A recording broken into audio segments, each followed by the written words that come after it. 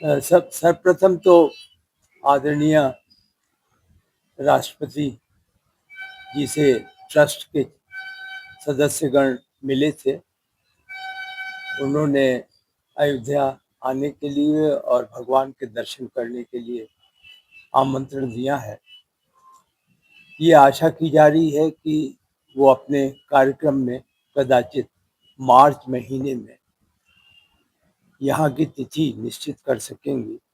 अभी औपचारिक सूचना तो नहीं मिली है, लेकिन अनौपचारिक रूप से यह पता लग गया है कि उन्होंने सिद्धांतः अपनी सहमति दे दी है। आपने यह भी जानकारी चाहिए कि जो धरोहर कुछ पुस्तकें मिली हैं, तो केंद्रीय संस्कृत विश्वविद्यालय जो दिल्ली में है, उन्होंने लगभग 400 वर्ष पुरानी वाल्मीकि रामायण पर कमेंट्री है, टिप्पणी है, और लिपि जो है वह तो पुरानी संस्कृत की पद्धति से है। उसमें उस पूरी पुस्तक को उन्होंने पहले राष्ट्रपति भवन में जो म्यूजियम है वहाँ पर लोन के रूप में व्यवस्था की थी, दे दी थी। लेकिन जब उन्हें यह पता लगा कि यहाँ भगवान के मंदिर में जो सबसे दूसरे तल पर गर्भगृह है, वहाँ पर रामायण रखने की सुविधा रखी जाएगी, तो उन लोगों ने हम लोग ट्रस्ट के आग्रह पर उसे अब पूरी तरीके से गिफ्ट के जरिए ट्रस्ट को सौंप दिया है, जो श्री चंपत राय जी दिल्ली से लेकर आए हैं। इसी के साथ यह भी निर्णय लिया गया है कि पुराने धरोहर को और विशेष रूप से वाल्मीकि रामायण का जो भी रूपांतरण या आप कहें ट्रांसलेशन देश के या प्रदेश की जो भाषाएं हैं भिन्न भिन्न, उसमें जो सबसे पुरानी अधिकृत रामायण हो वह वहाँ पे रखी जानी है। राम यंत्र तो रखा ही जाना है, जो कि कांची के शंकराचार्य जी ने जो है श्री चंपत राय जी को दिया है। तो इसके लिए अब यह उचित समझा गया है कि एक समिति बनाई जाएगी, जिसमें मुख्य रूप से ऐसे लोग जो कि जानकार होंगे, जो कि इस प्रकार की पुस्तकों के आयु को तय कर सकेंगे, उसकी सत्यता जो है उसको एक तरीके से सत्यापन कर सकेंगे।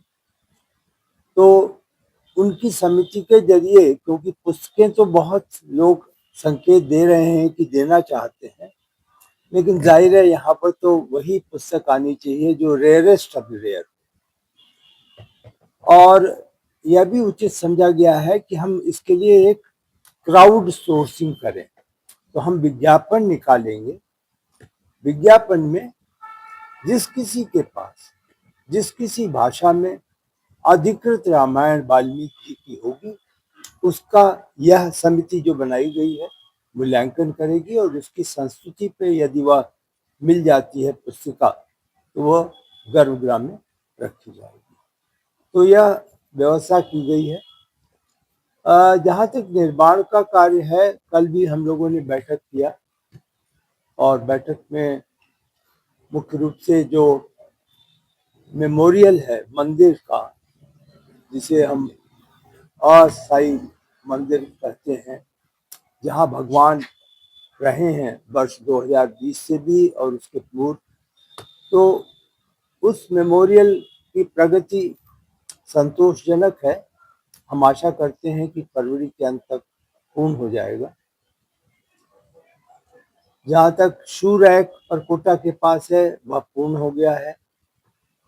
और अब एक जो पूर्ण स्मृति में जिन लोगों ने की अपना जीवन दान किया इस पूरे मंदिर निर्माण से जुड़ा हुआ जो आंदोलन था, तो वह जो एक स्मारक है उसकी भी कल समीक्षा की गई और हम आशा करते हैं कि वह मार्च के अंत तक पूर्ण हो जाएगा। तो इस सारी व्यवस्था के तहत हम पूरी तरह से आश्वस्त हैं कि जो हमारे निर्माण की एजेंसी हैं L&T और टाटा, वह लोग भी अप्रैल के अंत तक अपना सारा कार्य समाप्त करके यहाँ से अपनी जिम्मेदारी सौंप सकते। बाबू जी, आपने कहा कि विज्ञापन निकाला जाएगा, लोगों को आमंत्रित किया जाएगा, किस तरीके से, क्या वो अयोध्या में वो पत्र भेजेंगे, पत्र के बाद यह देखा जाएगा कि किस प्रकार से सुविधा होगी, जो मौके पे जाकर जांच होगी और उसके बाद अगर वो उचित पाया जाता है तभी उन्हें कष्ट दिया जाएगा कि वह लेकर के यहाँ आए। ऐसा कुछ भी नहीं है कि कोई अयोध्या में आकर के उसे प्रदर्शित करेगा। मुझे फसाड लाइटों का काम, जी आपने अच्छा सवाल पूछा। आज हम लोग उसकी समीक्षा करने जा रहे हैं और फसाड और साइनेज जो कि पूरे स्थान पर लगा जाना है उसकी आज हम समीक्षा करेंगे। फसाड लाइटिंग का तो लगभग 6 माह का कार्य है और साइनेज का तो कुल मिलाकर के 60 दिन का कॉन्ट्रैक्ट है जिसकी आज हम प्रगति समीक्षा करेंगे। अगर आप ये वीडियो YouTube पर देख रहे हैं तो हमारे चैनल को सब्सक्राइब करें और बेल आइकन को दबाना ना भूलें। अगर आप Facebook पर ये वीडियो देख रहे हैं तो हमारे पेज को लाइक करें।